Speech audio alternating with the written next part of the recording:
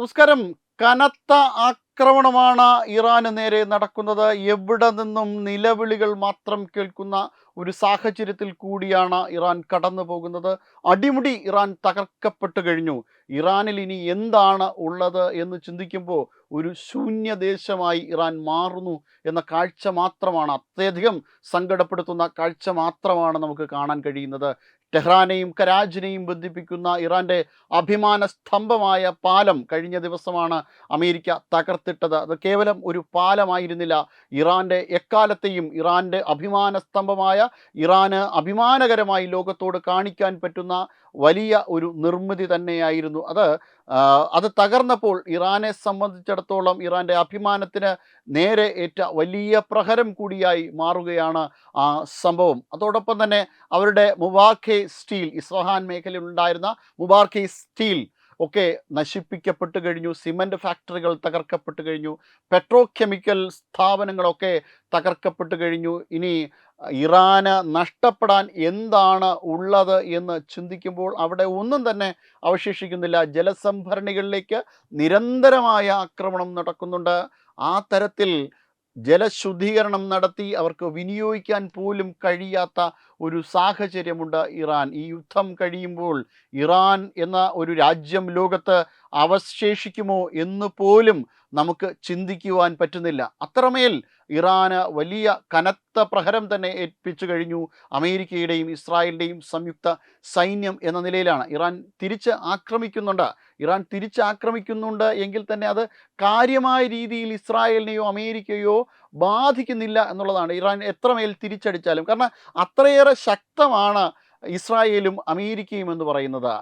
അമേരിക്കയുടെ സൈനിക താവളങ്ങളിലേക്ക് ഇറാൻ ആക്രമണം നടത്താം എന്ന് വിചാരിച്ചാൽ എവിടെയൊക്കെ ആക്രമണം നടത്തും. സൗദി മേഖലയിലും യു എയിലും ബഹ്റിനിലുമൊക്കെ ആക്രമണം നടത്തിയെന്ന് വിചാരിച്ചിട്ട് അമേരിക്കയ്ക്ക് എന്താവാനാണ്? അവരുടെ ജനവാസ കേന്ദ്രത്തിലേക്ക് ആക്രമണം നടത്തിയിട്ട് അമേരിക്കയ്ക്ക് യാതൊരു തരത്തിലുള്ള പ്രശ്നവും ഉണ്ടാകാൻ പോകുന്നില്ല. അമേരിക്ക അവർക്ക് പിന്തുണ കൊടുക്കുന്നുണ്ട്, സൈനികമായി അവരെ സഹായിക്കാമെന്നൊക്കെ കൊടുത്തിട്ടുണ്ട്. പക്ഷേ ഇതൊന്നും അമേരിക്ക ചെയ്തു കൊടുക്കുന്നില്ല. അമേരിക്കയുടെ വാക്കിനെ നമുക്ക് പൂർണ്ണാർത്ഥത്തിൽ വിശ്വസിക്കാനും പറ്റില്ല. കാരണം അവരുടെ സൈനിക താവളങ്ങൾ നിലനിൽക്കുന്നുണ്ട് എന്നതുകൊണ്ട് മാത്രം ആ ഭാഗത്ത് ഒരു ചെറിയ സപ്പോർട്ട് അല്ലെങ്കിൽ ചെറിയ രീതിയിൽ സംരക്ഷണമൊക്കെ ഉണ്ട്. പക്ഷേ അമേരിക്ക ആ രീതിയിലുള്ള ഒരു ആക്രമണവും ഇറാന് നേരെ നടത്തിയിട്ടില്ല എന്നുള്ളതാണ് വാസ്തവം. അപ്പോൾ അമേരിക്കയ്ക്ക് അങ്ങനെ വലിയ ഉത്തരവാദിത്വമൊന്നും ഏറ്റെടുത്തിട്ടില്ല മധ്യേഷ്യയെ സംബന്ധിച്ചിടത്തോളം. പക്ഷേ മധ്യേഷ്യ അവർക്ക് ആവശ്യത്തിലേറെ സഹായം നൽകുന്നുമുണ്ട്. ഇങ്ങനെയാണ് പൊതുവിൽ പശ്ചിമേഷ്യയിലും മധ്യേഷ്യയിലുമായി കാര്യങ്ങൾ നിരീക്ഷിക്കുമ്പോൾ നമുക്ക് മനസ്സിലാക്കാൻ കഴിയുന്ന ഒരു വസ്തുത. ഈ രീതിയിൽ കാര്യങ്ങൾ മുന്നോട്ട് പോകുമ്പോഴാണ് ഇറാനിൽ വലിയ രീതിയിലുള്ളൊരു ബുദ്ധിമുട്ടുകൾ നമുക്ക് ഏൽക്കുന്നത്. ഇപ്പോൾ മധ്യേഷ്യയുടെ കാര്യം എടുത്തു കഴിഞ്ഞാൽ, മധ്യേഷ്യൻ മേഖലയിലേക്ക് ഇറാൻ നടത്തിയ ആക്രമണത്തിന് ഒരു പ്രതികാരം എന്നോണമല്ല അത്തരത്തിൽ അമേരിക്കയും ഇസ്രായേലും ആക്രമണം നടത്തിയത്. അവരുടെ സമ്പത്ത് കൊള്ളയടിക്കുവാനും അവരുടെ സമ്പത്തിന്മേൽ, അല്ലെങ്കിൽ ഇസ്രായേലിനെ പൂർണ്ണമായും നശിപ്പിക്കും എന്ന് പറഞ്ഞ് 2047 ഇസ്രായേലിനെ പൂർണ്ണമായും ഈ ലോകത്തിൽ നിന്ന് ഉന്മൂലനം ചെയ്യും എന്ന് പറഞ്ഞതിൻ്റെ പേരിലാണ് ഈ ആക്രമണം നടത്തുന്നത്. ആ ഒരു രീതിയിൽ ഇറാനെ പൂർണ്ണമായും തന്നെ ആക്രമിച്ച് നശിപ്പിക്കുവാൻ വേണ്ടിയിട്ടുള്ള എല്ലാതരം പദ്ധതികളും ആവിഷ്കരിച്ചിട്ടുണ്ട്. ഏറെക്കുറെ അതിൽ അവർ വിജയിച്ചിട്ടും ഉണ്ട് എന്ന് തന്നെ നമുക്ക് പറയേണ്ടി വരും. ഇനിയും കുറച്ച് ദിവസങ്ങൾ കൂടി മിനക്കെട്ട് കഴിഞ്ഞാൽ, യുദ്ധത്തിൻ്റെ മുന്നണിയിൽ നിന്ന് കഴിഞ്ഞ് കഴിഞ്ഞാൽ തീർച്ചയായും ഇറാൻ എന്നൊരു രാജ്യം നാമാവശേഷമാകും എന്നുള്ള കാര്യം ഉറപ്പാണ്. ഇറാൻ അങ്ങനെ നിലനിൽക്കുവാനേ സാധ്യമല്ല. ഇപ്പോൾ മുബാർക്കെ സ്റ്റീൽ പോലുള്ള സിമൻറ്റ് ഫാക്ടറികൾ, ഇറാനിലെ പലതരത്തിലുള്ള സിമൻറ്റ് ഫാക്ടറികൾ പോലുള്ള പെട്രോ കെമിക്കൽ, എണ്ണക്കിണറുകൾ പോലുള്ള അത്തരമേറെ ഇറാൻ്റെ എല്ലാ സാധ്യതകളെയും, പ്രത്യേകിച്ചും ഖാർഗ് മേഖലയിൽ നടത്തിയ ആക്രമണത്തിലൂടെ ഇറാൻ്റെ നട്ടലൊടിഞ്ഞു എന്ന് തന്നെ പറയേണ്ടി വരും. ആ ഒരു രീതിയിലാണ് കനത്ത ആക്രമണം ഇറാന് മേൽ നടത്തിയത്. പാവം മസൂദ് പെഷഷ്കിയാൻ ഇറാനെ എങ്ങനെയെങ്കിലും ഈ ഒത്തുതീർപ്പ് ചർച്ചയിലൂടെ വീണ്ടും മറ്റൊരു ഭരണത്തിലേക്ക് കൊണ്ടുവരികയും അങ്ങനെ ഒരു സമാധാന പൂർവമായ അവസ്ഥയിലേക്ക് ലോകത്തെ കൊണ്ടുവരുവാനുള്ള ശ്രമമൊക്കെ നടത്തിയിരുന്നു. പലപ്പോഴായി IRGC മധ്യേഷ്യയിൽ നടത്തിയ ആക്രമണങ്ങളെ പോലും മസൂദ് പെഷഷ്കിയാൻ അദ്ദേഹത്തിൻ്റെ പരിമിതമായ ഒരു ഭരണ സാഹചര്യത്തിൽ നിന്നുകൊണ്ട് എതിർത്തിരുന്നു.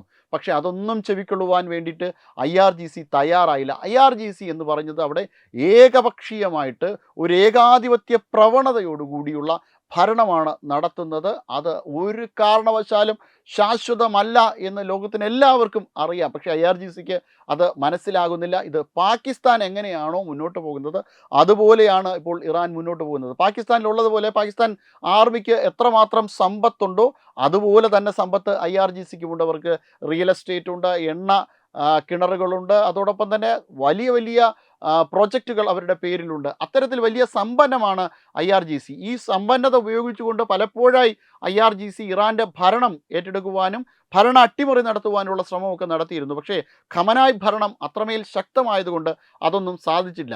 പക്ഷേ ഇപ്പോഴുണ്ടാകുന്ന ഈ വിടവിനെ മുതലാക്കിക്കൊണ്ട് ഇറാനിൽ ഒരു ഭരണത്തിലെത്തുവാൻ വേണ്ടിയിട്ടാണ് IRGC ശ്രമം നടത്തുന്നത്.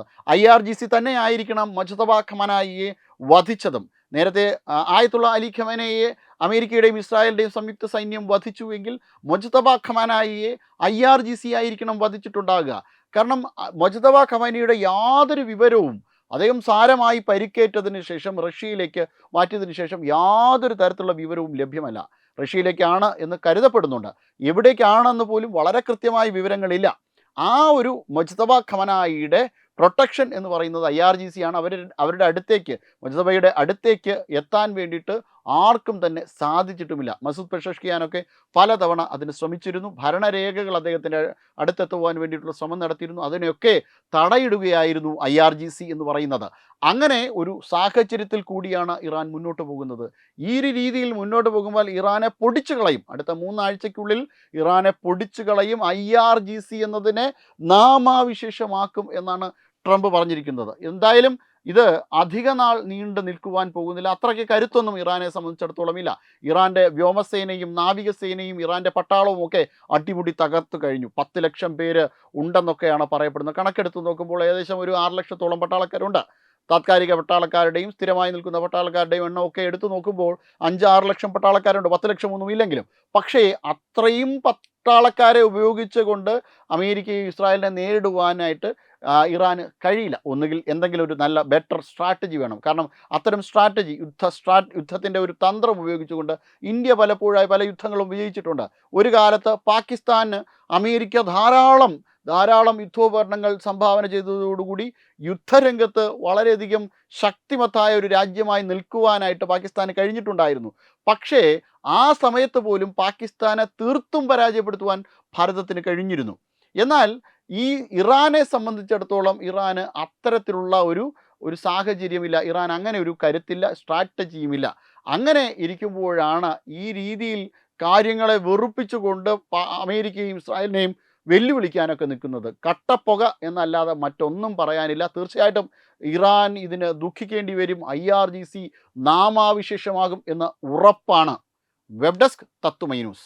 HIV അണുബാധ സന്തോഷപൂർണമായ ഒരു ജീവിതത്തിന് തടസ്സമല്ല. HIV അണുബാധയ്ക്ക് ഫലപ്രദമായ ചികിത്സ ഇന്ന് ലഭ്യമാണ്. ഇതിന് യഥാസമയം അണുബാധ കണ്ടെത്തുന്നതും കാലേക്കൂട്ടി ചികിത്സ നടത്തേണ്ടതും അത്യാവശ്യമാണ്. സൗജന്യമായ ചികിത്സയും മാർഗനിർദ്ദേശങ്ങളും സർക്കാർ ആശുപത്രികളിലെ ART അഥവാ ഉഷസ് കേന്ദ്രങ്ങളിൽ ലഭ്യമാണ്. ആരോഗ്യ സംരക്ഷണം ഓരോരുത്തരുടെയും ഉത്തരവാദിത്തമാണ്.